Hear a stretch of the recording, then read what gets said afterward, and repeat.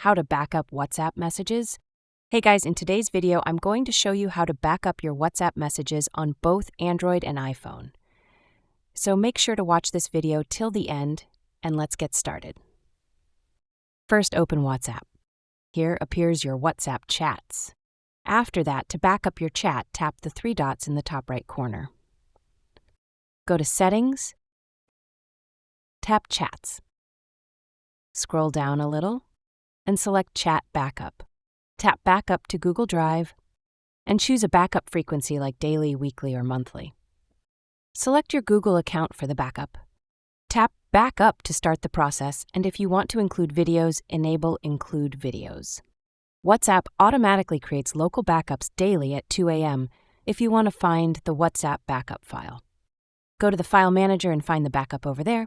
You can transfer backup file as well to other devices. That's how you can back up WhatsApp chat so easily. That's all for the video. If you found this helpful, don't forget to hit the like button and subscribe to the channel for more useful guides. I'll see you in the next one, and thanks for watching.